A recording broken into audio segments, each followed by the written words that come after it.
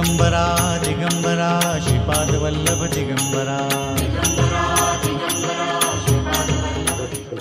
या ठिकाणी आलेल्या सर्व भाविक भक्तांचं श्री गुरु नरसिंह सरस्वती स्वामी महाराज म्हणजेच दत्त महाराजांच्या वतीनं स्वागत करतो. का तर आपल्याला वाचवायचं त्यांनी हातात घेतलेलं आहे आणि त्यांना भक्तांची जरुरी आहे.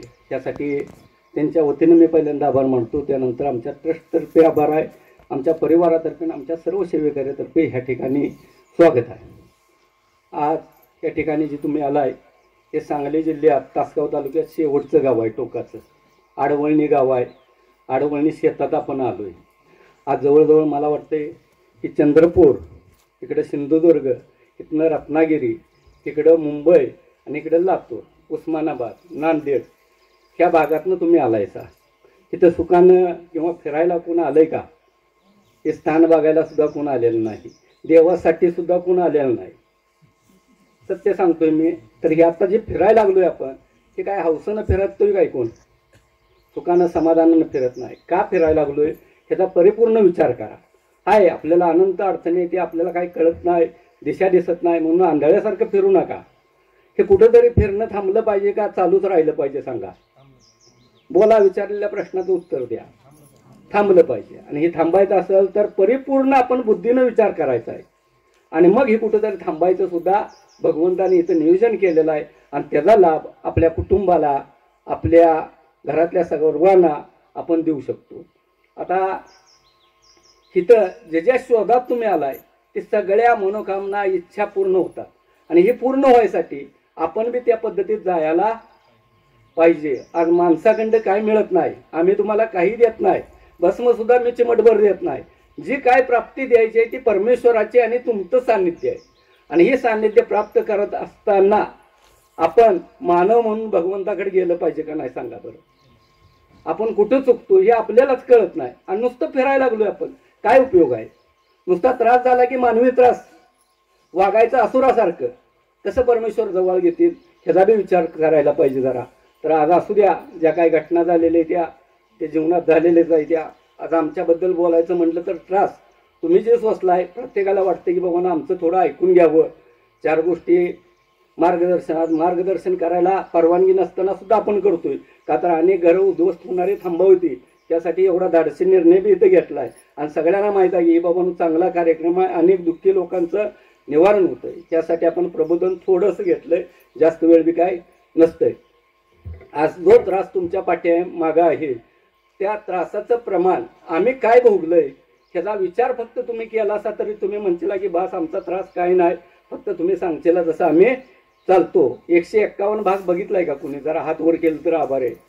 ठीक आहे, बऱ्याच भक्तांनी बघितलाय.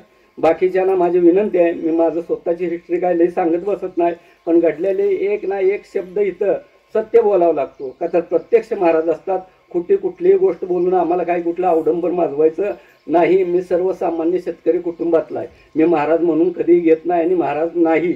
महाराज एकच आपलं दत्त महाराज, हेच लक्षात ठेवा. तर 151 मध्ये व्हिडिओ पूर्ण बघा.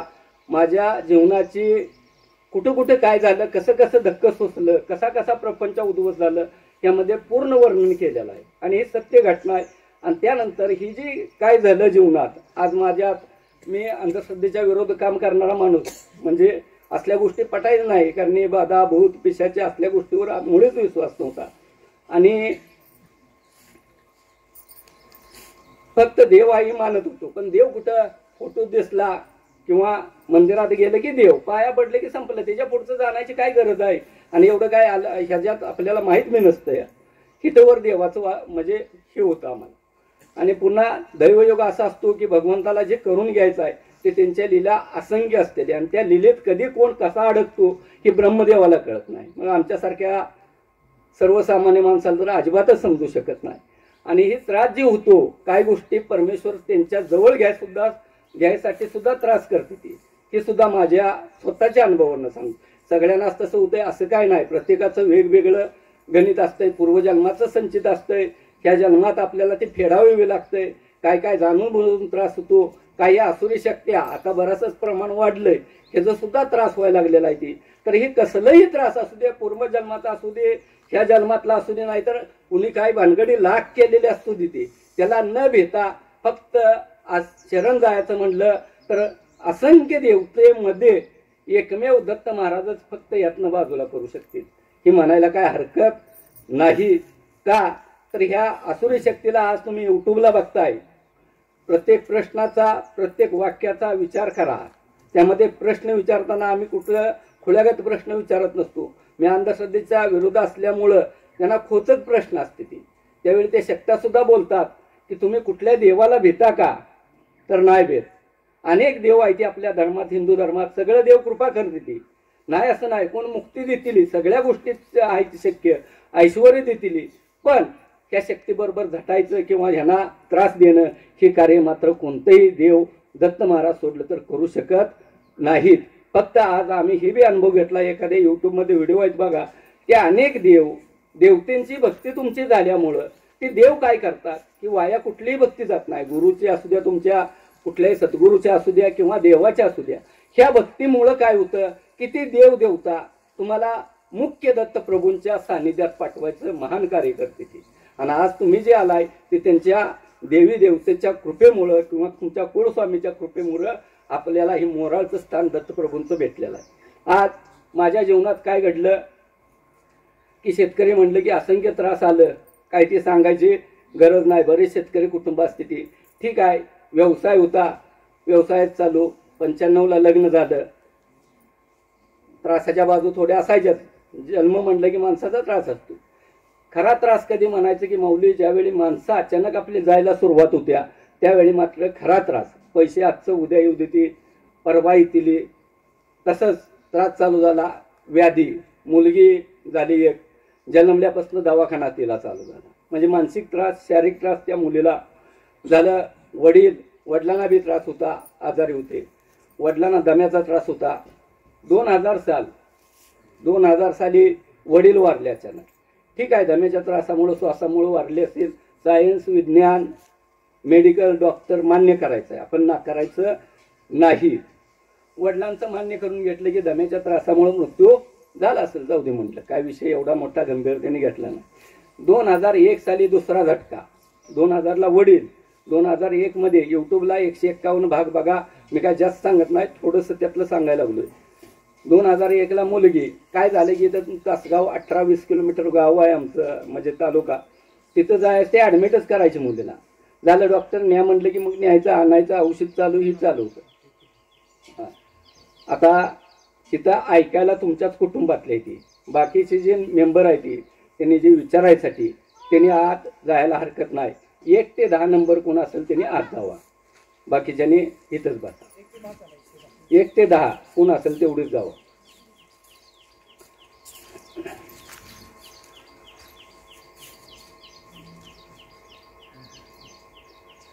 मुलगी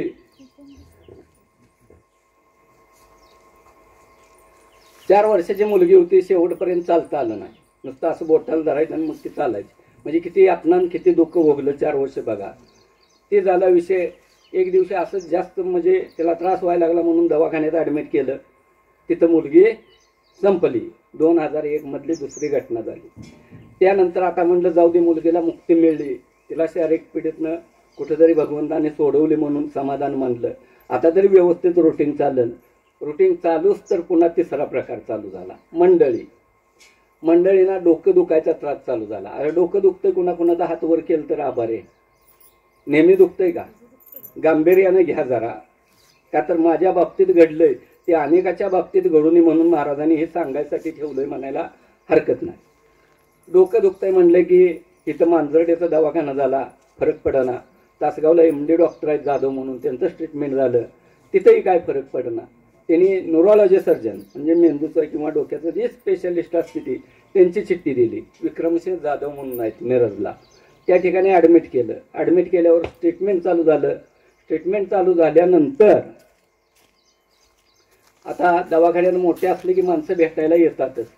तशी 2 वयस्कर माणसं आली आमच्या संबंधित, मांजर्डे गावचीच होती ती. आणि आल्यानंतर मला वर भेटली, मंडळींना बघितलं आणि सांगितलं की भालू जरा खाली ये म्हटले, तुझ्याशी बोलायचं आहे.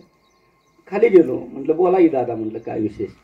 तर काय नाही बाबा म्हटले. मी अजून ते भ्रमातच होतो की असं काही नसतं, ही जे त्याचा काय विषय कुठला नव्हता. म्हणले अरे 4 वर्ष झालं बघतोय तुला एवढा त्रास आहे, तुझ्या पाठीमागं काय लागलंय का बघ. ती मुलगी पळून जाते काय म्हणा ना, जरा त्याला धरा, त्याला रिंगण मारा म्हणावं तिथे.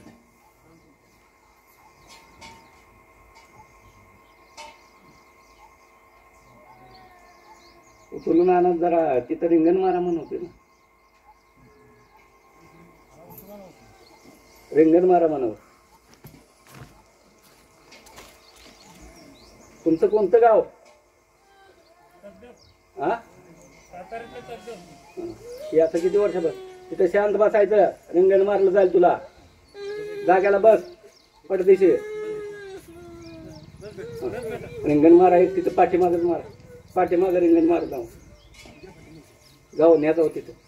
शांत बस बाळ.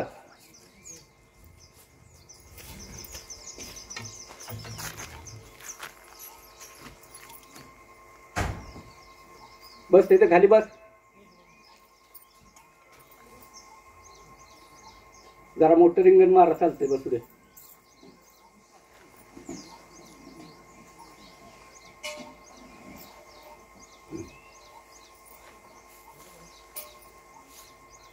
खाली बस, खाली बस. ती सगळं नुसतं शक्तीचं इफेक्ट आहे ती. 2-2, 3-3 माणसांना ऐकत नाही. शरीरात संचार झाल्यावर बघायला गेलं तर लहान मुलगी सहज आपण असं ढकलून दिलं तर पडू शकतो. ठीक आहे, असू दे, थांबल बहुतेक, फक्त इफेक्ट आहे ती. मुलगी वाढली त्यानंतर मंडळीला सांगितलं की ते अरे तुला म्हणले 4 वर्ष झालं त्रास आहे, तुझ्या पाठीमागं काय लागलंय का बघ. आणि हे ज्यावेळी त्या माणसाने सांगितलं त्यावेळी मात्र किती विद्वान आणि किती ज्ञानी पंडित असला, अशा ठोकरा दरदरच्या भेटल्या की मग मात्र अशा गोष्टीवर लक्ष केंद्रित होतंय. आणि ती ज्ञानी माणसं होती, काय अडाणी नव्हती. आणि मग मला वाटायला लागले की आपल्या पाठीमागं खरंच काय लागलंय का. आता लागलंय का काय, हे अचानक उठून काय फुफुट्यातनं लगेच उठलं की सरळ होतंय असं नाही. ही बघायचं कुठं, ही कोडं त्यांनी काय नाव बिव सांगितलं नव्हतं कुठं बघायला जा म्हणून. आता बघायचं कुठे हे कोडं चाललं. पण भगवंताची कृपा आगाध असत्या. आमच्या जीवनात ज्या घटना घडवल्या त्या महाराजांच्या कृपेनुसारच घडत गेल्या. आत्ता जी सांगितलं तो पुतणे आहे. त्रिकाळ ज्ञान आणि दिव्य दृष्टी आहे. लहानपणापासून त्रिकाळ ज्ञान काय असतंय किंवा दिव्य दृष्टी काय असते ही आम्हाला कल्पना नव्हती, का तर आम्ही अज्ञानी. पण यांना जमिनीतलं पाणी, आज पानाडे आपल्या शेतात येतो, पॉईंट दाखवतो. पण हे धंदा नाही, आता बंद केलेला आहे. आम्ही कुठं फिरायचा वेळ नसतोय. तर इथं आमच्यात पाणी बघायचं म्हणलं की तो लहान होता 8-10 वर्षाचा. त्याला फक्त अगरबत्ती लागते. आणि अगरबत्ती झाली की पुढचा कुठल्याही व्यक्ती जर आपल्या घरात आला, मी अंधश्रद्धेच्या विरुद्ध मी परीक्षण भरपूर केलेलं आहे आणि मग विश्वास ठेवलेला आहे. असा सजासजी विश्वास तुम्ही ठेवचेला, पण मी ठेवणारा नव्हतो. तर अगरबत्ती लावली की मग सांगणार काका यांची लांबडी पट्टी अशी दिसते, झाडं मोठी असतील तर झाडं दिसते ती, आणि अमक्या अमक्या ठिकाणी 3 प्रवाहाचं पाणी, 1 प्रवाहाचं पाणी तिथं दिसतंय. मी त्या माणसाला विचारायचो की बाबा लांबडी पट्टी आहे का, झाडं आहेत का जमिनीत. तो आहे म्हणून सांगायचा. मला काय वाटायचं की आपल्या घरात आल्यावर नाही कसं म्हणायचं, म्हणून दबावात ही होय म्हणत असेल.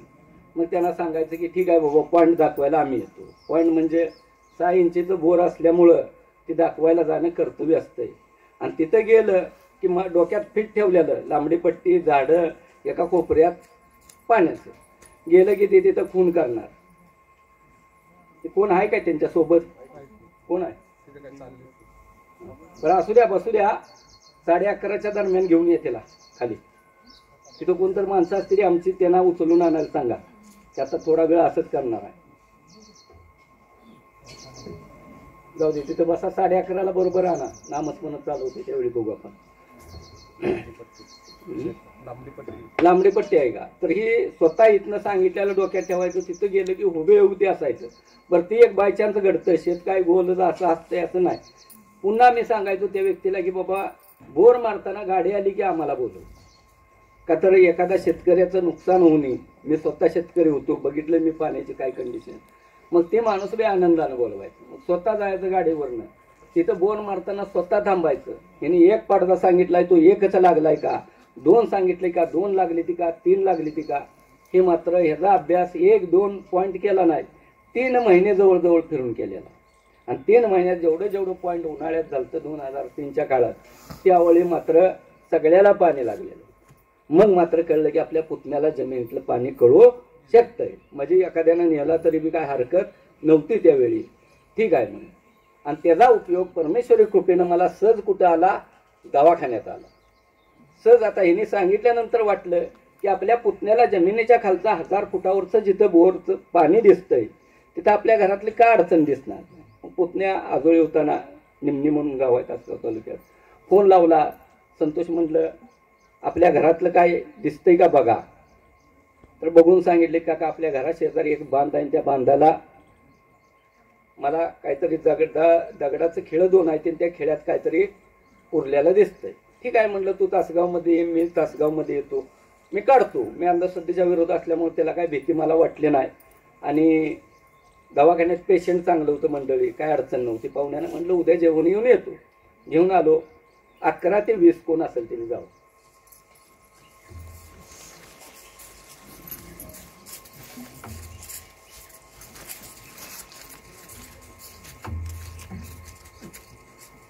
अकरा ते 20 नंबर कोण असेल त्यांनी जायचं आहे.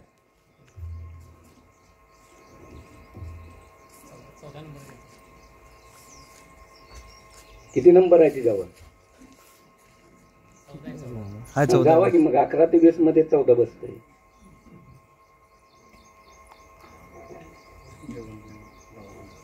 तर दवाखान्यातनं आलो. इथं आल्यानंतर 8:30 वाजले असतील अंदाजे. आल्यावर बांध आता 4 आहेत शेताला. इथं हा ही वस्तुस्थितीतलं शेत आहे.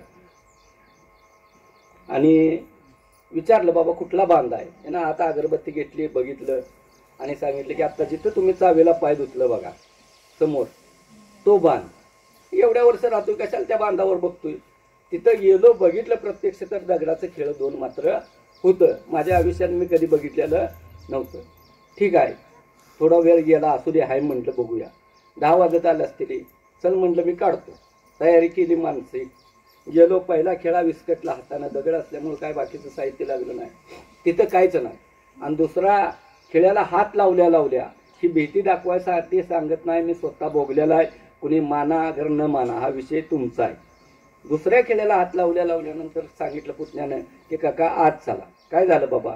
तर तिथं म्हणला आता त्याचं वर्णन सुद्धा करू शकत नाही, असलं विचित्र मला काहीतरी दिसतंय. ठीक आहे म्हणलं चला. आता सांगणारा घरचा काय देवऋषी नाही किंवा मांत्रिक नाही, होय बाबा म्हणून भीती दाखवतो पैसे काढतोय. करायचं काय आता.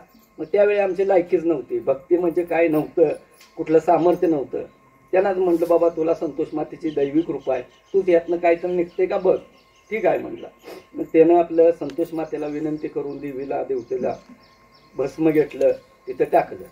टाकल्यानंतर मग पुन्हा आलो आत. आता काय झालंय बघ म्हटलं. तिथं बघितल्यानंतर सांगितले काका आता भिवू नका म्हटला, तिथं काय ते दिसत नाही. बरं झालं, समाधान वाटलं. ते समाधान किती, आळवावरचं पाणी जी म्हण आहे ती स्वतःच्या बाबतीत तंतोतंत खरी घडली. समाधान वाटलं. तोपर्यंत 10:15 वाजत आला असतील. आई आमची सहज धक्का दिला तर 3 कोलांट्या होणारी आई तिथंच होती. सगळं बघत होतो, चाललं होतं. आणि एकाएकी ती जी शक्ती आता तुम्ही बघताय यूट्यूबला, ती मला माहीत बी नव्हतं शक्ती म्हणजे काय असते, नी करणी बाधा काय, नी काय भानगड नव्हतं. ती जी शक्ती होती ती तिथनं निघून आईच्या शरीरात संचार झाला. आणि संचार होऊन तिनं बोलायला चालू केलं की तू म्हणली मला अंगाऱ्यावर आणि भंडाऱ्यावर घालवतीस काय, आणि तू तिला कुठल्याही दवाखान्यात ठेव, कुठल्याही मांत्रिकाकडनी मी तिला सोडणार नाही. ॲक्च्युली ती चौघांना ऐकणं झालती. ही वस्तुस्थिती मी अंधश्रद्धेच्या विरोधातून मी अनुभवली. आणि मग तिनं शेवटचं वाक्य वापरलं की रात्री 12 वाजेपर्यंत काय होतंय तेवढं बघ. 1.5 तास राहिला होता बार. आणि चांगल्या स्थितीत असणारी मंडळी 11:15 दवाखान्यात संपल्या.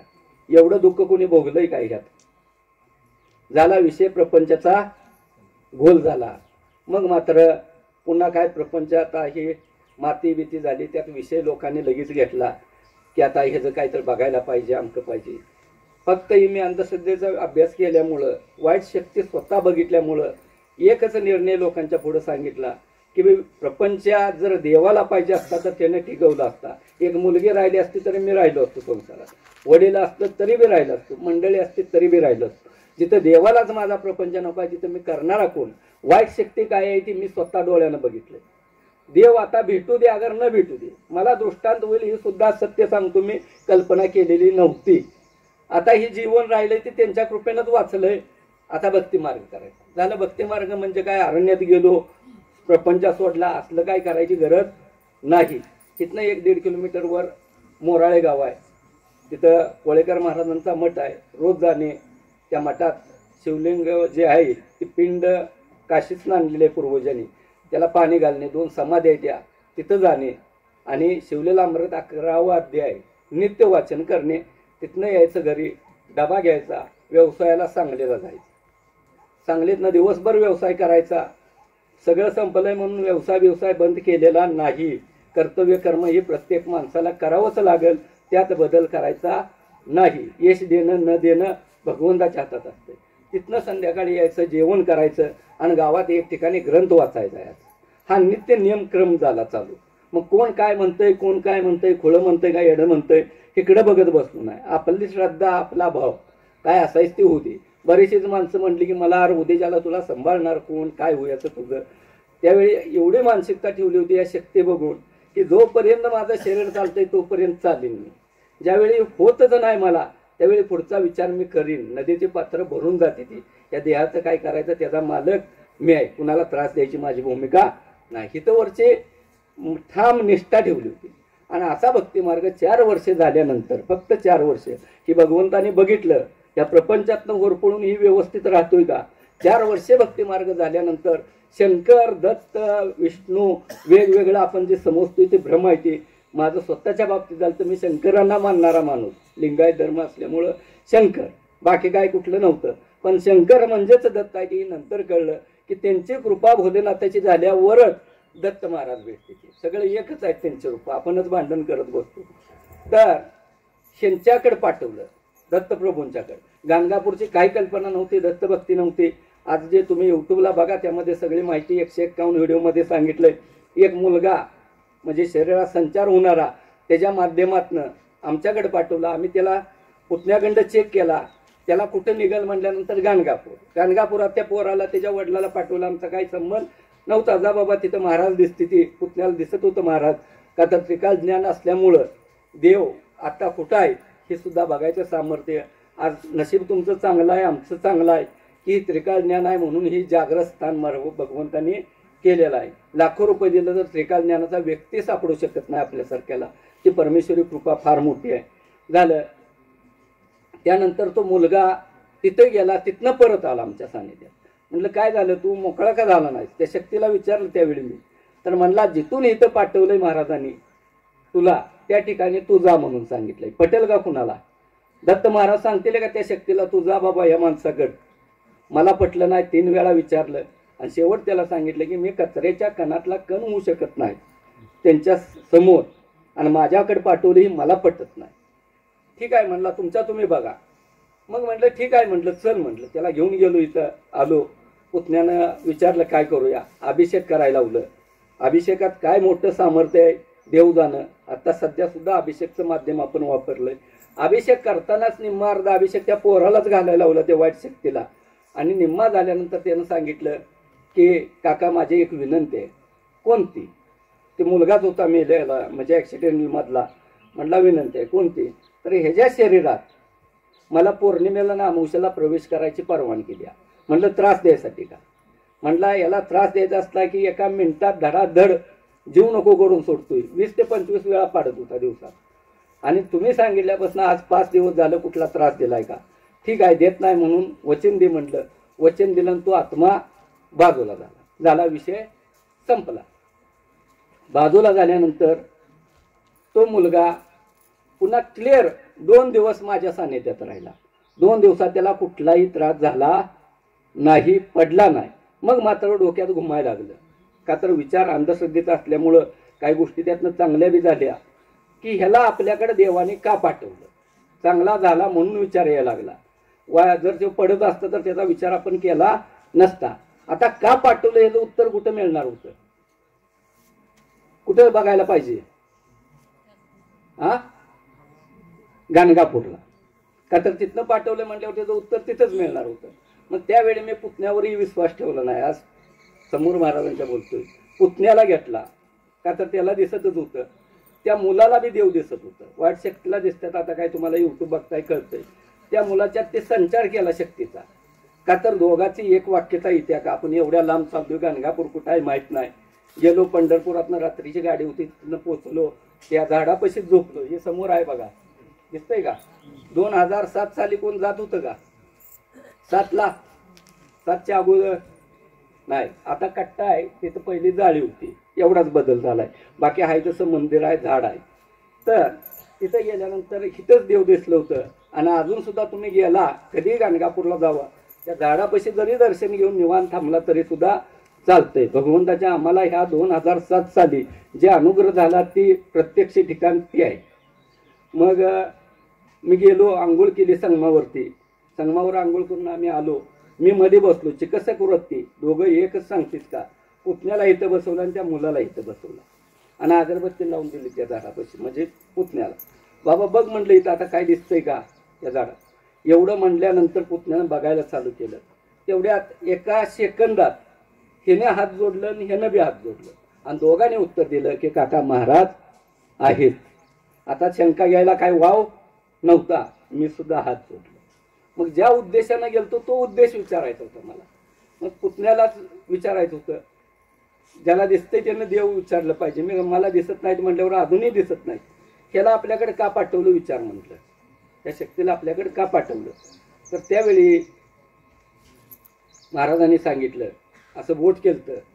ते दोघं बघत होते आणि सांगितलं की काका बोट केलंय तुमच्याकडं, आणि सांगितलं की तुझी परीक्षा बघायची होती.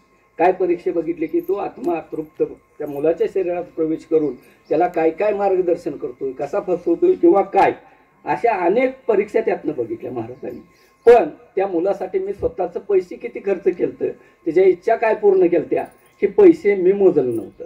त्याच्यात एका रुपयात मिंद नव्हतो. आणि जिथं आपण मिंद नसतो किंवा दोषी नसतो आणि जिथं आपण पवित्र असतो तिथं माणसं सोडा, जग सोडा, देवाला सुद्धा भ्यायची गरज नसते. पण आपण पावित्र्यवान पाहिजे. आणि त्यावेळी माझी स्थिती होती. 4 वर्ष ही भक्ती मार्ग घडल्यामुळे कुठंच मिंद गाणं त्या मुलाच्या बाबतीत ठेवलं नव्हतं. मग मात्र महाराजांना विनंती केली,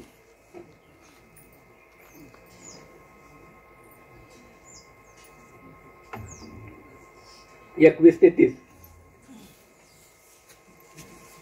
विनंती केली की ते तुझी परीक्षा बघायची होती म्हटल्यानंतर, तर विनंती काय केली ह्याच्याकडे लक्ष देऊन बघा, ऐका. आज ही जे तुम्ही आलायसा त्याचं उत्तर ह्यात आहे. तर तिथं उद्ध्वस्त झालेलं माझं परिवार दिसलं होतं.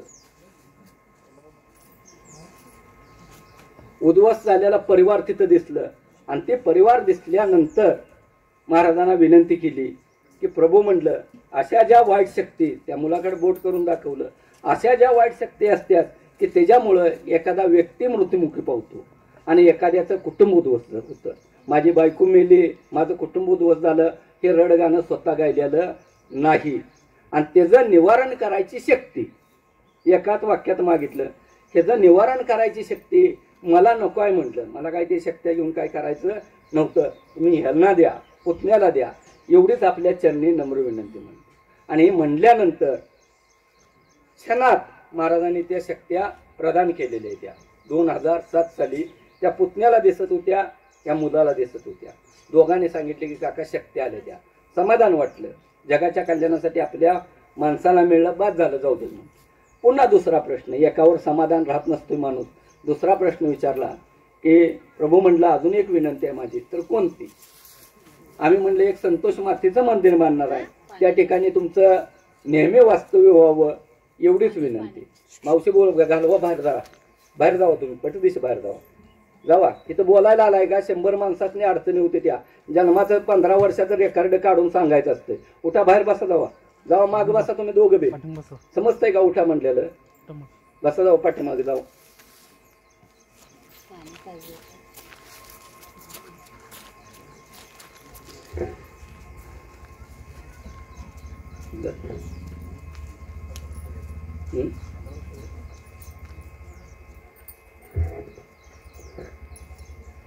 हे असं होतंय बघा, माणसं बोलते ते ना तुम्हाला समजतंय ना आम्हाला समजतंय.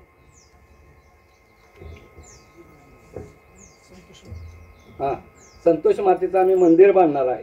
आणि त्या ठिकाणी तुमचं नेहमी वास्तव्य व्हावं. त्यावेळी महाराजांनी सांगितलं नेहमीच शक्य नाही. शक्य नाही म्हणल्यानंतर मात्र वाईट वाटलं. एवढा सगळा संवाद चांगला जुळून आला आणि नाही म्हणल्यानंतर मात्र वाईट वाटलं.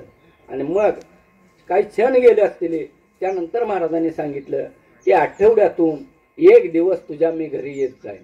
आता एक दिवस भगवंत येतो म्हटल्यानंतर तो आनंद गगनात न मावणारा होता. तो दिवस कोणता म्हणून विचारलं. आणि तो दिवस ह्या कलियुगात ऑगस्ट 2007 साली दत्तप्रभूंनी गुरुवार म्हणून दिलेला आहे आपल्याला. आणि तेव्हापासून ऑगस्ट 2007 सालापासून की आमच्या झोपडीत सगळं विश्व त्यांचं आहे. माझं घर कशाचं आलंय सगळं त्यांचंच आहे. 2007 सालापासून प्रत्यक्ष काय म्हणतोय अनेकदा लक्षात ठेवा, छायावास ही भानगड नाही. प्रत्यक्ष श्री गुरु नरसिंह सरस्वती महाराज म्हणजेच दत्त महाराज या ठिकाणी विराजमान असतात का नाही मी सांगतोय म्हणून डोळ्यावर विश्वास ठेवायची काही गरज नाही. आज गाणगापूरला कोण कोण गेलंय 12ची आरती कुणी पाहिलेली आहे तिने हात वर करा. 12ची आरती बघितल्या का? 12ची आरती ठीक आहे. आज ह्या कलियुगात काश्मीरपासून कन्याकुमारीपर्यंत फिरा देवस्थान सगळं देव जागृत आहेत. कुठला देव जागृत नाही असं म्हणायचं नाही. कुठलाचं मन दुखवणं ही बी भूमिका नाही. पण मध्ये काहीतरी सामर्थ्य असतं. ह्या कलियुगात एक वेळ गाणगापूरला जावा आणि 12 वाजता आणि संध्याकाळी 7 वाजता आरती असते. त्या आरत्या 2 बघा. ह्या आरत्या बघितल्या तर तुम्हाला 3 प्रश्नाचे उत्तर मिळू शकते. ती 3 प्रश्न आत्ता ज्यासाठी आलाय तुम्ही त्या 3 प्रश्नाची उत्तर मिळू शकते. ती पहिला प्रश्न, खरोखर कलियुगात देव असतात का? हे गाणगापूरला समजू शकतं. दुसरी गोष्ट, खरोखर कलियुगात ही वाईट शक्ती असती का? हे जर उदाहरण प्रत्यक्ष डोळ्याने बघायला मिळतंय. आणि तिसरी गोष्ट, जर या अशा आसुरी शक्ती असतील तर मात्र त्याच्यावर मात करणारं किंवा त्यांना काबूत ठेवणारं किंवा त्यांना नाहीस करणं किंवा त्यांना मुक्ती देणं ही कार्य कलियुगात दत्तप्रभू करतात का? हे जर उदाहरण तुम्हाला गाणगापूरला बघायला मिळतंय. आरतीला बघितलंय का? त्या वाईट शक्ती आपल्या युट्यूबला जसं आत्ता बघताय ते कार्य दत्तप्रभूंचं गाणगापूरला चालू होतं. ही प्रत्यक्ष नरसिंह सरस्वती महाराज असताना त्यांच्या काळात ही पिशेच्यांना दूर करणं, व्याधीतून असंख्य लोकांना मुक्त करणं, त्यांच्या मनोकामना पूर्ण करणं हे कार्य दत्तप्रभूंनी केलं. महाराजांचं आज वास्तव्य सगळं सांगत बसलो तर बराचसाच वेळ लागेल. तर प्रत्येकाला विनंती आहे माझी की गुरुचरित्र कथासार प्रत्येकाने घ्या. त्यामधल्या कथा वाचा. म्हणजे दत्त महाराजांचं महात्म्य काय आहे, किती कृपा केलेली आहे ती हे बी तुम्ही बघू शकता. आणि आता सध्याच्या काळात गुरुचरित्रापेक्षा काही पटीनं या ठिकाणी कार्य बघायला मिळतंय. हे फार मोठं आपलं भाग्य आहे. तर महाराजचा जन्म, नरसिंह सरस्वती महाराजांचा जन्म, आता इथं जरा काय गोष्टी स्वामी समर्थ किंवा इतर मार्गात असणाऱ्या व्यक्तींनी जरा लक्ष देऊन ऐका. ही महत्वाची टीप आहे. त्रिमुखी दत्त महाराज मूळ अवतार, त्यानंतर पहिला श्रीपाद वल्लभ, नंतर नरसिंह सरस्वती महाराजांचा अवतार वाशिम जिल्ह्यात मूर्तिजापूर तालुक्यात कारंजा गावी झाला. त्यानंतर स्वामी समर्थ मानलेला. आज या ठिकाणी जी सेवा आहे ते प्रत्यक्ष नरसिंह सरस्वती महाराज स्वतः समर्थ आहे तिथं सगळं कार्य करणार आहे. आणि तिने गुरुचरित्रात जरी वाचलं तरी तुम्ही असंख्य कार्य नरसिंह सरस्वती महाराजांनी केली ती तरी सुद्धा ह्या ठिकाणी भक्ती मार्ग मूळ दत्तप्रभूंचा सांगितला जातो. ह्याच्या मागचं कारण लक्षात ठेवा. बरेच जण म्हणते की मी स्वामी समर्थांचं करतोय, मी श्रीपाद वल्लभांचं करतोय, मी नरसिंह सरस्वती. सगळं एकच आहे. पण मूळ जी त्रिमुखी दत्त महाराज आहे ती त्यांना मानून त्यांची सेवा करा. त्यांची जर सेवा केली, त्रिमुखी दत्त महाराजांची दिगंबरा दिगंबरा श्रीपाद वल्लभ दिगंबरा हा मंत्र त्रिमुखी दत्त महाराजांना पोचतो, श्रीपाद वल्लभांना पोचतो, नरसिंह सरस्वती महाराजांना पोचतो आणि स्वामी समर्थांना सुद्धा पोचतो. त्यामुळं मूळ तुम्ही धरायला शिका. आज अभिषेक जी सांगितलं जाते ती आम्ही नरसिंह सरस्वती महाराजांचं करा म्हणून सांगत नाही. म्हणजे भेदभाव मानू नका की स्वामी समर्थ वेगळं आम्ही समजतोय आणि ही वेगळं. तर नरसिंह सरस्वती महाराजांचं न सांगता त्रिमुखी दत्त महाराजांचं करा. कारण मूळ तीच आहे ती आणि मूळ सेवा त्यांच्यापाशी घडावी ही आमचा उद्देश असतोय. आणि ही कार्य महाराज असताना स्वतः करत होते. महाराजांचा जन्म कारंजाला झाला. तिथून महाराज काशी बद्रिकावन ह्या क्षेत्रात गेले. बरेच वर्ष 32 वर्ष काढली. त्यानंतर पुन्हा कारंजाला आले. परळी वैजनाथला गुप्त रूपानं राहिले. त्यानंतर औदंपूरला कोण जाता का? औदंपूरला 17वा अध्याय घडलेली कथा आहे. मतिमंद मुलग्याला हाकलून दिलता कोल्हापुरातनं, ब्राह्मण कुटुंबातला होता, त्याला विद्या येत नव्हती आणि त्यामुळं तो इथं भुवनेश्वरी माता म्हणून आहे मंदिर, तिथं आलता आणि तिथं आल्यानंतर त्यानं देवीला शरण गेला, तू काहीतरी ज्ञान दे नाहीतर माझ्या जीवनात अर्थ नाही. पण देवी काय एवढी सदासजी ऐकणारी नव्हती. शेवट तो वैतागला मुलगा, आता जगण्यात काय अर्थ आहे म्हणून जीभ स्वतःची कापली आणि देवीच्या चरणावर राहिल्या. गुरुचरित्रातला 17वा अध्याय कथासारमध्ये वाचा, म्हणजे तुम्हाला सर्वसामान्यपणे लक्षात येते. ग्रंथ वाचायच्या नादाला लगेच लागू नका, कथासार वाचा. आणि मग देवीनं दृष्टांत देऊन सांगितले की बाळ इथं थांबू नकोस, तू पलीकडच्या तीरावर, नदीच्या अलीकडे मंदिर जाय भुवनेश्वरी मातेचं, आणि पलीकडच्या बाजूला महाराजांचं वास्तव्य होतं, जिथं आता औदंपूरचं मुख्य स्थान आहे, तिथं जंगल होतं आणि तिथं महाराजांचं वास्तव्य. त्या देवीनं दृष्टांत देऊन सांगितले की त्या ठिकाणी परमेश्वर आहे स्वतः, जा तुझी मनोकामना पूर्ण होईल. झाला तेवढा दृष्टांत झाल्यावर तो मुलगा पलीकडच्या तीरावर गेला तर आपले नरसिंह सरस्वती महाराज त्या ठिकाणी विराजमान होते. गेल्या गेल्या त्याने दंडवत घातला, तुटलेली जीभ तिथंच पडली होती. महाराजांना सांगायला लागत नाही, पण आपलं भाव व्यक्त करायसाठी आपण बोलायचं आहे. आणि तिथे गेल्यानंतर महाराजांनी त्याच्या डोक्यावर वरदहास ठेवल्या तुटलेली जीभ तर पूर्वत आलीच. ही विज्ञानाला लाजवणारं मोठं कार्य महाराजांनी गुरुचरित्रामध्ये दाखवलंय. स्थान, गाव, सगळा महिमा त्यामध्ये वर्णन आहे. आणि त्यानंतर जो मतिमंद होता त्याला वडिलापेक्षा ज्ञानी पंडित करायचं सुद्धा कार्य या ठिकाणी केलेलं आहे. तिथून महाराज 4च महिने वास्तव्य होतं चातुर्मासाच्या काळात. तिथून नरसिंहवाडीला गेलं, 12 वर्ष राहिलं, अनेक कार्य केले. मी काय सांगत बसत नाही, गुरुचरित्र कथासारमध्ये वाचन करा, तुम्हाला माहिती होईल. आणि त्यानंतर महाराज गाणगापूरला गेले आणि गाणगापूरला असताना, वाडीला असताना असंख्य पेशाच्यांना मुक्ती देणं, त्यांना शासन देणं, हे कार्य महाराजांनी स्वतः केलेलं गुरुचरित्रामध्ये नमूद आहे. आणि तेच कार्य आज गाणगापूरला जर बघितलं तर आत्ताच्या काळात, ह्या कलियुगात 625 वर्ष झालं महाराजांचं गुप्त रूपान आहे, रोज चालतं. बघितलंय का संचार झालेला? 12च्या आरती कुणी कुणी बघितल्या? जरा हात वर केलं तर आभार आहे. तिथं संचार बघितलाय का? हे कार्य मात्र दररोज चालतं. आपल्यात आठवड्यातनं एक दिवस आपण घेतो, पण तिथं दररोज चालतं, सकाळ संध्याकाळ. हे जे पिशाच्य बाधा, जे लोकांना वाईट शक्ती असते त्या, ह्या संचार महाराजांच्या कृपेनं संचार होतो. आणि तिथं शासन द्यायचं कार्य स्वतः महाराज करतात. येताच्या काठीनं मारलं म्हणलं जातंय, तिथं सुद्धा महाराज त्याच पद्धतीत कार्य करते. ती 50-50, 100-100 शक्ती असते त्या. कुणी म्हणू नका की ते अडाणी आहे ती. ही 1-1 लाख रुपये, 2-2 लाख रुपये पगार घेणारी लोक सुद्धा तिथं असतात. मुलाखत घेतल्यानंतर तुम्हाला समजल. ही कार्य 625 वर्ष झालं गुप्त रूपानं होतं. पण त्या कार्याचं तिथं गाणगापुरात राहून सुद्धा 10-12 वर्ष सुटत नाहीत लोक. तिथं राहते ती मुक्काम करून, इकडून पैसे मागवते ती, तिथं राहते ती सुख मिळावं म्हणून. पण तिथं सुटत नाही. कारण काय? ते महाराजांना आणि त्या व्यक्तींना माहिती असतं. पण ह्या कलियुगात आता आमचं जसं कुटुंब उद्ध्वस्त झालं, असे असंख्य कुटुंब त्या वाईट शक्तीमुळे उद्ध्वस्त व्हायला लागली. म्हणून ह्या कलियुगाचा विचार करून महाराजांना स्वतःच प्रगट रूपातलं कार्य दाखवायचं होतं. प्रगट रूप कशाला म्हणायचं तुमच्या लक्षात आलं का? काय नाही आलं तर आम्ही सांगतो, म्हणजे तुम्ही निरीक्षण करावं. आत्ता दाखव म्हटल्यानंतर दाखवलं जातं. ही कार्य महाराजांना प्रगट रूपात करायचं होतं. आणि ही कार्य करत असताना कार्य करणारं भगवंत असतात. महत्वाची सूचना इथं, कार्य करणार कोण असतंय? भगवंत, देवदेवता असते ती. कुठलाही माणूस कार्य करत नाही. ज्या देवाची भक्ती करल, अतिशय तो जर भक्ती मार्गात गेला तर देव त्याला अंशता शक्ती देते ती काहीतरी, की ह्याच्या माध्यमातून 4 लोकांचं कल्याण व्हावं, ही त्या देवदेवतेंचा हेतू असतो. पण आजकालचा माणूस इतका, त्याचा शब्दच नाहीत माझ्याकडं, की इतका नालायक झालाय की त्या ज्या देवाने दिलंय त्या देवाला अंधारात ठेवतो. आणि मी स्वतः महाराज आहे, मी स्वतः देव आहे म्हणून जगाच्या पुढे यायला लागली. आणि आपल्यासारखे सर्वसामान्य लोक हे कार्य धावतोय म्हटल्यानंतर आपण नतमस्तक त्याच्या होतो. हे आपल्या चुका आहे त्या. का तर भगवंताने दिलेलं असतंय, पण ते अंशता दिलेलं असतंय. आणि ते देवाने दिलं म्हणत नाही, ती मी करतोय, ही त्यांची भूमिका होती. आणि ही जास्त दिवस टिकू शकत नाही. आज ती करणारे काय काय महाराज कुठं आहे ती मी सांगायची गरज नाही. बघताय तुम्ही प्रत्येक TV चॅनेलला ही येते, कोण कुठं आहे, कोण कुठं आहे, कुठल्या वयात आहे, की काय आता शास्त्र सांगायचं गरज नाही, त्यांच्याबद्दल आपल्याला काय बोलायचं अधिकार नाही. पण देवाला कुणी फसवून चालत नसतं. थोडे दिवस चालतं पण ते पूर्णता संपतं. ती पाक आबरून निलाम होते त्याची, तिथवर त्यांना धक्क देत असते ते परमेश्वर. तर हे कार्य जे गुप्त रूपानं होतं ते प्रगट रूपात करायचं होतं दत्तप्रभूंना, आणि त्यांना व्यक्तीची गरज होती.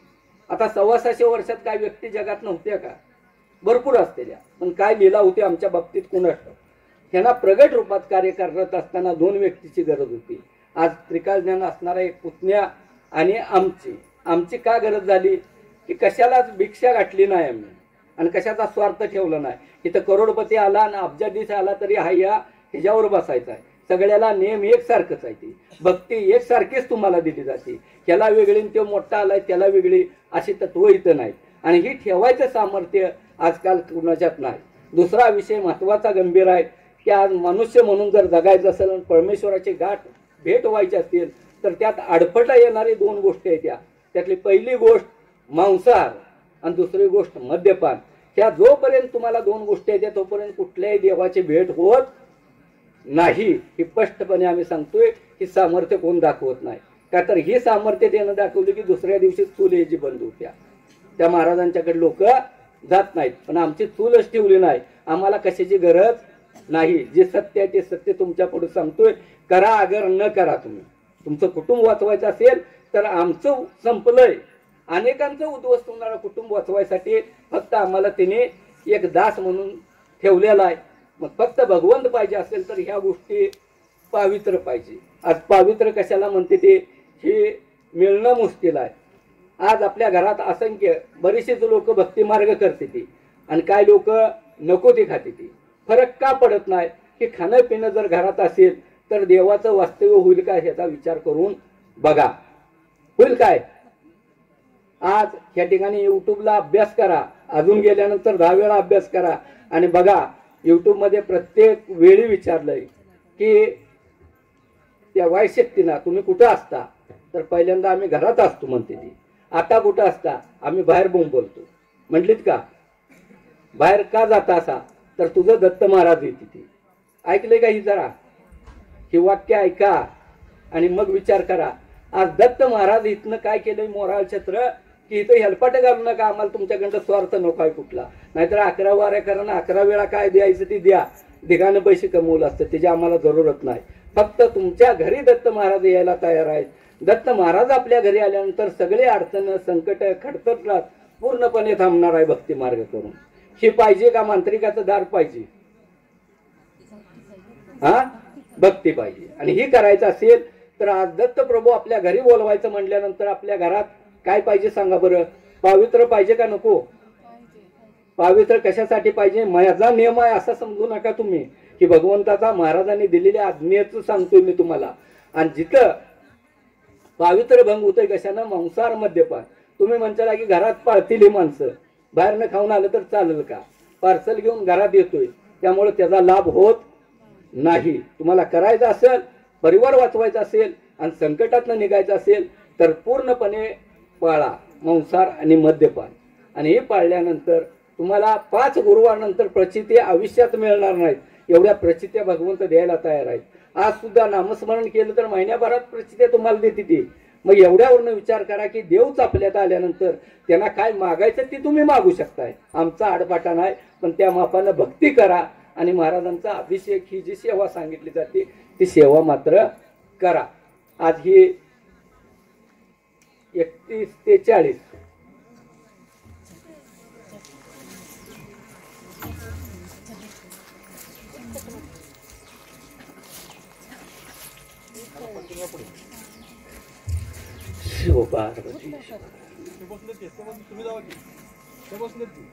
त्यांना बसू द्या की ऐकायला बसले ते बसू द्या. 2 माणसं कोण नाही ती एकच माणूस आहे. बसा खाली बसा.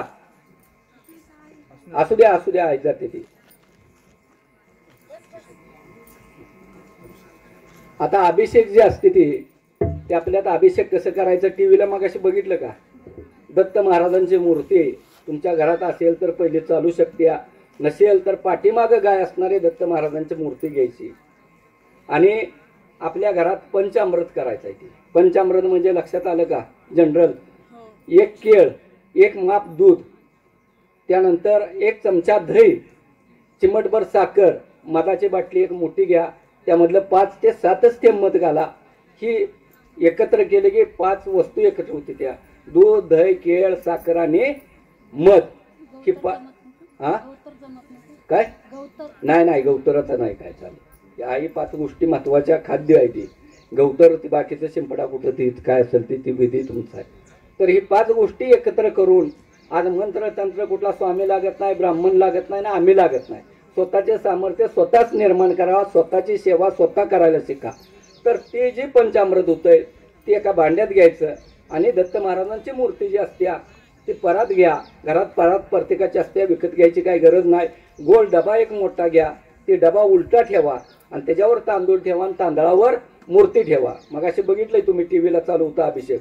आणि दिगंबरा दिगंबरा श्रीपाद वल्लभ दिगंबरा हा मंत्र नाही आला तर श्री गुरुदेव दत्त, श्री गुरुदेव दत्त, श्री गुरुदेव दत्त म्हणत 108 चमचे तुमच्या कुटुंबातल्या सगळ्यांनी मिळून पंचामृताचा अभिषेक घालायचा आहे. समजलं? अभिषेकला मात्र गुरुवारचाच दिवस, वेळ पहाटे 4 ते सकाळी 7च्या आत अभिषेक व्हायला पाहिजे. 12ला आणि 4ला आणि संध्याकाळी अभिषेकचा उपयोग होणार नाही. कसं आहे, आपल्या व्यावहारिक दृष्टीनं बघा, आपण आंघोळ उठलो की लवकर करतो, तसं ही पंचामृताचं स्नान भगवंतांना आपण घालणार आहे. त्यामुळे वेळेचं बंधन आपल्याला पाहिजे. 7 वाजायच्या आत सगळ्यांनी अभिषेक घाला. सगळ्यांनी का घाला? आज दत्त महाराज तुमच्या घरी हा अभिषेक स्वीकारायला येते आणि त्यावेळी सगळ्या कुटुंबाला त्रास असतो. त्यावेळी महाराजांचं लक्ष तुमच्यावर जातं आणि आपण त्यांचं स्वागत करायसाठी जरी त्यांच्या ह्याच्यावर मूर्तीवर अभिषेक घातलं तरी त्यांच्या चरणावर घालतोय ही भान ठेवा. आणि त्यावेळी अभिषेक घालताना शांतता ठेवा. आज जशी इथं शांतता आहे तशीच तुमच्या घरात सुद्धा असणं गरजेचं आहे. फोन, मुलांचं लाड असू दे, जरूर करा, पण अभिषेकच्या वेळात काय करू नका. नंतर केलं तरी चालतील. सगळ्यांनी 2-2, 4-4, 5-5, 108 चमचे घालायचे. ती तुमच्या घरात विभागून कशी कशी माणसं आहेत त्या पद्धतीत घालू शकता. हे अभिषेक झाल्यानंतर मूर्ती काढायची, ती उचलायची, थंड पाण्यानं धुवा, कोमट पाण्यानं धुवा आणि चंदन टिका अष्टगंध मिळतो. चंदन टिका लावा, अष्टगंध लावा आणि जिथं तुमचं देवघर असेल तिथं 4 तांदूळ ठेवा, तांदळावर मूर्ती ठेवा. हा झाला अभिषेक. काय अवघड विद्या आहे? न जमायसारखं कुठलीही गोष्ट यात नाही.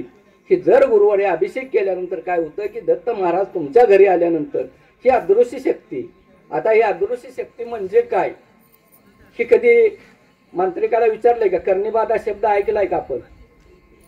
ऐकलीच का? जरा बोला. कधी विचारलं का त्याला कर्णिबाधा म्हणजे नेमकं काय असते सांग? कुणीही विचारत नाही. मस्त ज्ञानी पंडित आपण असतो पण विचारायचं धाडस होत नाही. तर हे नेमकं काय असते प्रकरण हे समजून घ्या. कर्णिबाधा म्हणजे आपल्याला बऱ्याचशा जणांना वाटतं की कुणीतरी लिंबू पुरला, हाडं पुरली, काय केलं, अमकं तमकं, मुळं बिबं काय असेल ती असलं प्रकार केलं म्हणजे आपल्याला वाटतं हे काहीतरी झालं. ॲक्च्युली या गोष्टीत काय शून्य आहे, त्यात काही अर्थ नसतो. मूळ जे असतं त्याच्या पाठीमागं ते काय असतं हे समजून घ्या आणि आपण कशाच्या नादाला लागलं पाहिजे हे समजून आपण त्या मार्गाने चांगल्या चाललं पाहिजे. तर त्याला जे वापरला जातो ह्या मुख्य, आता ते शब्द वापरत नाही आपण, वाईट शक्ती म्हणतो आपण, त्याला मुख्य वापरला जातो तो अतृप्त आत्मा. अतृप्त आत्मा माहित आहे का कुणाला? नाही, जवळजवळ सगळ्यांना. आपल्या शरीरात आत्मा ही तर माहित आहे का? नक्की आहे का? नक्की आहे ना? इथं काय शंका घ्यायची काम नाही. शास्त्रातनं मानून चालायचं आहे पुढं. आपला आत्मा कुणाला दिसलाय असं कोण आहे का? यात आहे का कोण? हे बी खरं आहे, बरोबर आहे का? आपल्या शरीरात असणारा आत्मा आपल्याला दिसत नसतोय. ठीक आहे. दुसरी गोष्ट, ही आत्मा म्हणजे काय आणि हे वाईट शक्ती म्हणजे काय आणि अतृप्त आत्मा हे शब्द वापरलाय. लक्षात घ्या, अतृप्त आत्मा. आत्मा तर आहे हे तर मान्य झालंय आपल्याला. अतृप्त कशाला म्हणायचं? जे जे इच्छा पूर्ण झालेलं नाही त्याला अतृप्त म्हटलं जातं. बरोबर आहे का? आता अतृप्त का होतोय आत्मा? तर हा भगवंताने अनमोल देह दिलाय आपल्याला. 5 रुपयाच्या कुरकुऱ्यावर पाकिटवर लिहिलेलं असतंय मॅन्युफॅक्चरिंग डेट आणि एक्सपायर डेट, 3 महिन्याचा उल्लेख असतो त्याच्यावर. 5 रुपयाचं कुरकुर बनवणारा एवढा ज्ञानी पंडित. मग इथं ज्या भगवंतानं अनमोल देह निर्मिती केली त्यानं काहीतरी आयुष्य मर्यादा आपल्याला दिल्या का नाही? नक्की का? यात शंका घ्यायचं वाव नाही. आणि तू आयुष्य मर्यादा घेऊन आपण पृथ्वी तलावर मुलगी असू द्या मुलगा असू द्या मानव म्हणून आपण जन्माला येतो. आणि जन्माला आल्यानंतर मानव म्हणून आपल्याला मध्येच फुक्या भरतात. बघतायचा पेपरला वाचतायचा काय झालं, आई काहीतरी म्हणली म्हणून मी फास लावला, आई काहीतरी बोलली म्हणून रागानं विहिरीत जीव दिला, सासू सुनाचं भांडण झालं, सासू तर मरत्या नाही तर सून तर मरत्या. आपल्याला वाटतंय कसं मानसिकता सहन न झाल्यामुळं आपण मेलो की सगळं संपलं, आत्महत्या घडते, त्या पुन्हा ॲक्सिडेंटमध्ये मृत्यू होती. ती होतीच का नाही ॲक्सिडेंटमध्ये? तर ह्यांना काय होतंय की असं कृत्य घडल्यामुळं ना खालची गती असते ना वरची गती. की अतृप्त आत्म्याला सूक्ष्म देह प्राप्त होतो आणि त्या देहात ती त्याच ठिकाणी वावरते ती. आणि ही वावरत असताना मग आता हे आहेत का नाही याचा कधी अभ्यास संशोधन कधी केलंय का? तर ह्याचा बी विचार करा तुम्ही. समजून घेऊन आपण चालायचं आहे. ज्ञानी व्हा, भक्तिमार्ग करा, आग्रह आमचा न करा महाराजांचा, पण तुम्ही समजून तर घ्या नेमकं काय आहे. औषध एक आणि रोग एक असं करू नका. तर की अतृप्त आत्मा असतात का हे एक साधं उदाहरण जनरल नॉलेजमध्ये तुम्ही स्वतः बघू शकता. तुमच्या गावातनं जिल्ह्याला जाणार रोड आहेत का? काय आहेत का? तर त्या रोडला नुसतं लक्ष ठेवून बघा. जिथं जबरदस्त ऍक्सिडेंट झालेला आहे, ऑन दी स्पॉट 4-5 माणसं तरुण, आमच्यासारखी तरुण मुली मुलं कोणी संपलेले ती जाग्याला. आणि पुन्हा मात्र वारंवार बघत जावा, त्याच स्पॉटला अपघात वारंवार घडतात असे ठिकाण आहेत का? हात वर केलं तर आभार आहे ज्यांनी बघितलंय तिने. तिथं तर शंका घ्यायची काय वाव नाही. आता ऍक्सिडेंट का घडतात ह्याचा मात्र इथं विचार करा जरा. तर त्या ठिकाणी अतृप्त आत्मा जी असते ती ही सूक्ष्म देह लाभलेलं तिथंच असते ती. आणि त्यांना काय वाटतं की आपण मेलोय ते मेलोय, पण आपल्याला मित्रमंडळ पाहिजे. आता मित्रमंडळ पाहिजे म्हटल्यावर आपल्यासारखं जीवन चालत नाही. मग ते मिळवायसाठी त्यानं काय केलं पाहिजे? ऍक्सिडेंट. मग डोळ्यावर झापड येणं, स्टेअरिंग फेल करणं, ब्रेक फेल करणं, टायर फुटणं, असंख्य गोष्टी करून त्याच जागेला ऍक्सिडेंट घडवतील. हे साधा आत्मा कार्य करतो. लक्षात आलं का? ही आत्मा बऱ्याच वेळा बघा, ज्यांनी कोणी बघितलं नसेल त्यांनी घटना घडते त्या ठिकाणी लांब न जाऊन बघा, जवळ जाऊन बघू नका, नाहीतर आपला नंबर त्यात यायला नको, दोस्त व्हायला नको त्यांचं. लांब न बघितलं तरी सुद्धा तुम्हाला दिसतंय. आणि ही कालावधी बी त्यांचा पौर्णिमा अमावस्याला जास्त प्रमाण वाढतं. ह्याच्यावर बी लक्ष दिलं तरी तुम्हाला ह्या विज्ञान योगात समजणारा मी जनरलमध्ये सांगितलंय. आणि ह्या गोष्टी आता अतृप्त आत्मा आहेत हे मान्य झालं का? बोला की जरा. हा, इथं शंका राहिलेली नाही. मग आता किती असतील याचं प्रमाण काय आहे का? ह्या आत्म्यांना तात्पुरतं समाधान वाटतं आणि पुन्हा मात्र पश्चाताप वाटतो की आपण चुकलोय. आता चुकलो म्हणून काही उपयोग नसतोय. मग त्याचा फायदा, त्याला मुक्ती पाहिजे असत्या. मुक्ती ही भगवंताशिवाय कोणीही देऊ शकत नाही. भक्ती कुठल्याही देवाची करा, पण भक्ती मार्ग करा, पवित्र आणून करा, का तर मुक्ती ही भगवंताशिवाय मिळत नाही. मग त्याचा फायदा आजकालची मांत्रिक तांत्रिक घ्यायला लागली. ती मंत्रतंत्राद्वारे ह्या आत्म्याशी संवाद साधतात आणि मी तुला मुक्ती देतो, माझे काम करणार का म्हणते ती एक. ती मुक्तीसाठी म्हणते काय असेल ते करायला तयार आहे. मग अशा पद्धतीत असंख्य आत्मा कुणाकडे येते? ते मांत्रिकाकडे येतात. लक्षात घ्या कसं बनतंय हे बी इथं सांगितलं जातंय का तर तुमचं डोळं. आणि ही आलेला आत्मा असते ती, ही आत्मा मांत्रिक पाठवत नसतो तुमच्यावर डायरेक्ट. आज कोण कुणावर का पाठवतो हे सगळ्यात महत्वाचं आहे. नावं ठेवू नका, त्यानं पाठवलं म्हणून दत्त महाराज तुम्हाला दिसली ती. एक आभार मानतो मी, तर स्वतः म्हणतो की माझं कुटुंब उद्ध्वस्त केलं करणाराचं मी शतस्य आभार मानतो. का? जर त्यानं उद्ध्वस्त केलं नसतं तर मला दत्त महाराजांची सेवा मिळली नसती. एवढं माझं भाग्य झालं. तर आता ही का पाठवते ती? माणसांची मनोवृत्ती का होत्या? आजकाल शून्यातनं विश्व निर्माण करणारी लोक आहेत. झोपडीत राहणार असतो पण तो करोडपती त्याच्या सामर्थ्यावर बनतो. ही न बघवणारे दुष्ट प्रवृत्ती आपल्यात निर्मिती झाल्या. ही आपल्या जवळचीच लोक असते ती. भलं मला मनगट्याला धरायची त्याला ताकद नसत्या, मग काय करायचं हे ऐकत नाही. मग ह्याला बिब माग काहीतरी लावायचं. मग या अशा मांत्रिक तांत्रिकाकडे जायचं आणि मग सांगायचं की हे माझं काम कर, काय असेल ते पैसे देतो. झालं. बिन आपलं समोर येता ही कार्य मांत्रिक करतोय. ते आत्म्याला विचारतोय कुणाला मुक्ती पाहिजे. एकापेक्षा एक पुढे येते ते.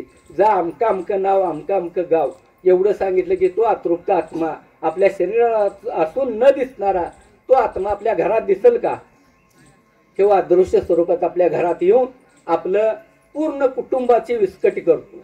मग त्यात मानसिक त्रास, शारीरिक त्रास, माणसं मारणं, जनावरं मारणं, उत्पन्न न येणं, ज्या ज्या काय गोष्टी तुमच्या घडत्यात त्या सगळ्या गोष्टी करू शकते. ती बोरचं पाणी सुद्धा थांबवू शकते, तिथं काय करू शकत नाही. त्याचा विचार करा. यूट्यूबमध्ये एक शक्ती आहे बघा, तिला विचारलं तुम्ही काय करू शकता तेवढं सांगा. बोरचं पाणी आम्ही बंद करू शकतोय, मग बाकीचं काय अवघड आहे बोल म्हणते मला. म्हणजे एवढ्या शक्त्या वाईट विचित्र कार्य करत असते ती फक्त मुक्तीसाठी करते. ती पैशाची त्यांना हव्यास नसतो. काय लोक असते ती किरकोळ कारणावरनं वाद झालं तरी बी असं प्रयोग करते. ती काय जमीन जुमला पाहिजे असेल तरी सुद्धा त्याच्याकडं मिळावा, ही कुटुंबातला ही व्यक्ती संपावा म्हणून सुद्धा हे कार्य करत असते ती.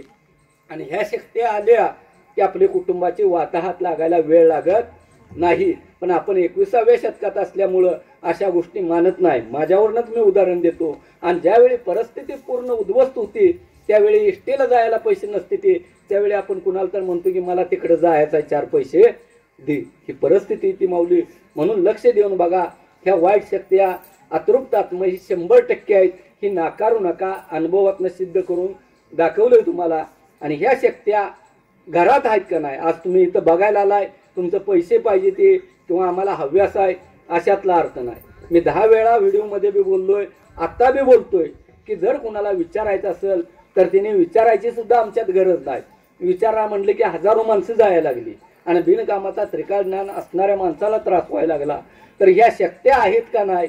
आज आपण देवदेवरशीच्या मांत्रिकाच्या नादाला न लागता, आमच्यावरही विश्वास न ठेवता, पुतण्यावरही विश्वास न ठेवता तुम्ही स्वतः शोधू शकता.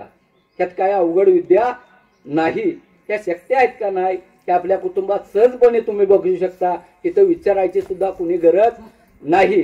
पण इथली व्यवस्था चालावी म्हणून कुठेतरी आपण काय नाही काय किरकोळ म्हणून इथं सोय केलेली आहे. का तर विचारायचं असेल बाबा स्कॅनिंग खरंच करायचं आहे का? आज माणसाला आम्ही स्वतःच मी दवाखानाच परवा माझ्या मागे झाला की स्कॅनिंगला किती महत्व आहे हे मला थोडक्यात कळलं. की किडनीचा प्रॉब्लेम झाला म्हणून डॉक्टरने सांगितलं, प्लेटलेट्स कमी झाल्या. मग मात्र हिथला तुकडा असतो एक आपल्या हाडाचा, ते पाठवते मुंबईला. पैसे किती? 21,000 रुपये एवढ्या तुकड्यात चेक करायला. आणि त्याने बरं नेऊ दे 21,000. थोडासा त्रास होतो काढायला, स्वतः केलेला आहे. 21,000 गेल्यानंतर बी आपण काय म्हणतो, तेवढा रिपोर्ट चांगला यावा.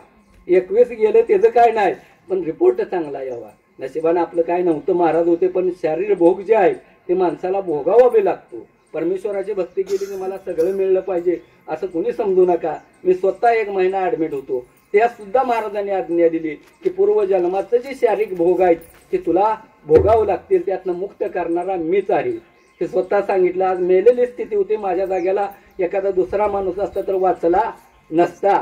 पण महाराजांनी ते पुढचं कार्य द्यायसाठी आणि पुन्हा हाय असं सेवेला घ्यायसाठी त्यांनी त्यातनं वाचवला. जीव देणारं बी तेच आहे, ते घेणारं बी महाराजांच्याच हातात आहे. त्यामुळं आपण भक्ती मार्गात राहावा ही विनंती. नाराज होऊ नका. लगेच काय मला मिळलं नाही की नाराज होणं हे तत्व नाहीत. आमचं एवढं गेलंय तरी आज आनंदानं आम्ही त्यांची सेवा. मला फक्त एकच आज्ञा दिल्या की लोकांना भक्ती मार्गाला लावायचं कार्य तू कर. लोकांच्या हृदयात भक्तीची ज्योत प्रज्वलित करणं हे तुझं कार्य आहे. आता हे प्रज्वलित काय लगेच सांगितलं की कीर्तन प्रवचन भरपूर ऐकता, पण जाग काय आपण होत नाही. पण इथलं एक प्रबोधन, इथलं कार्य बघितलं की संध्याकाळपासून नामस्मरणाला लागताय. हेच भगवंताचे महान गोष्ट आहे इथं. का तर जाग्याला क्विक ॲक्शन महाराज देते ती. आणि प्रचिती दाखवायचं कार्य जर बनलं जगात तर ह्याच डोळ्यानं बघायचं आणि ह्याच डोळ्यानं ह्या कानाने ऐकायचं. ही कार्य महाराजांनी ठेवलेलं आहे. तर ह्याचा लाभ मात्र घ्या. तर ह्या शक्त्या आहेत का नाही ओळखायचं साधं सोपं गणित आहे. रोज आपल्या जीवनात त्रास घडतोच, बरोबर आहे का? असंख्य यातना आपल्या कुटुंबात असत्या. पण हिथून गेल्यानंतर अभ्यास करा. फिरू नका बाहेर. देवदेवरशीनं आमच्या बी नादाला लागाय इकडे वारंवार येऊ नका. आपल्या घरातच त्रास आहे का हे ओळखायचं कसं? तर तिथनं गेल्यानंतर खुणा करा. कॅलेंडर आहेत का नवीन आता येतील, आल्यानंतर घ्या आणि खुणा करा. पौर्णिमेचा आदला दिवस, पौर्णिमेचा दुसरा दिवस. त्याच पद्धतीत अमावस्याचा आदला दिवस, अमावस्याचा दुसरा दिवस. म्हणजे पौर्णिमेच्या पिरियडमध्ये 3 ते 4 दिवस आपल्याच कुटुंबात राहून लक्ष देऊन बघा आणि अमावस्येच्या पिरियडमध्ये 3 ते 4 दिवस आपल्या कुटुंबात लक्ष देऊन बघा. किरकोळ कारणावरनं टोकाचं वादविवाद होतात का? लक्षात घ्या. किरकोळ कारणावरनं टोकाचं वादविवाद होतात का? मानसिक टेन्शन वाढतं का? शारीरिक त्रास पौर्णिमा अमावस्याला आपल्या कुटुंबात कुणाला होतो का? आर्थिक नुकसान होते ती का? जनावर असली तर आजारी पडतात का? ह्या असंख्य गोष्टी आज MPSC UPSCला मुलं असते ती 1-2 मार्कात रिजेक्ट होतात का? ही वारंवार घटना घडतात का? ह्याचा जर अभ्यास केला तर ही एक पौर्णिमा एक अमावस्या गृहीत धरू नका. काही लोकांना पौर्णिमेला त्रास होतो, काही लोकांना अमावस्याला त्रास होतो आणि काही लोकांना पौर्णिमेला बी त्रास होतो ना अमावस्याला बी त्रास होतो. ही प्रत्येक पौर्णिमा अमावस्याला जर आपल्या कुटुंबात त्रास होत असेल तर 100% आपल्या घरी हा अतृप्त आत्मा म्हणजेच वाईट शक्ती म्हटलं जातं हे आहे म्हणायला हरकत नाही. काय अवघड आहे का विद्या ही? जसं आत्मा ओळखायचं समजलं तसंच ही शक्ती आहे का तुम्ही समजू शकता. आता त्यानंतर दुसरी गोष्ट अशी येते की कुळस्वामी कुळदेवता आहेत का नाही? आपलं अडचणीत आलं की पटदिशी नवस बोलता, देवा मला एवढं संकटातनं काढ, मी तुला अमकं देतो. झालं, देव तुमची वाटच बघत असतो, नाही तर त्याचं चालत नसतंय. पण देव म्हणतोय ठीक आहे, अर्थ हाक जाते त्यावेळी तुमची आणि ती कुळस्वामीने धावून येते आणि तुम्हाला संकटातनं तारते. का तर कुळस्वामीने संकटातनं तारणारी दैवत आहे, ते आपलं घर सांभाळणं. आणि त्यावेळी ते संकटातनं तारलं, संकटातनं बाहेर पडला तुम्ही की लगेच असं करताय, निघलो का नाही बाहेर? झालं, ते देव गेला वरच्यावर, ते नवस बी गेलं आणि सगळंच गेलं. ह्याचा परिणाम काय व्हायला लागले ते आज की त्या देवाचं नवस न फेडल्यामुळं ते दैवी कोप बी होत असते ते आपल्याकडे. आणि दैवी कोप झालं की मग मुला मुलीच्या लग्नात. अधिक माहितीसाठी स्क्रीनवरती दिसत असलेल्या कोणत्याही मोबाईल क्रमांकावरती संपर्क करावा किंवा व्हॉट्सअपवरती हाय टाईप करून पाठवावे. धन्यवाद.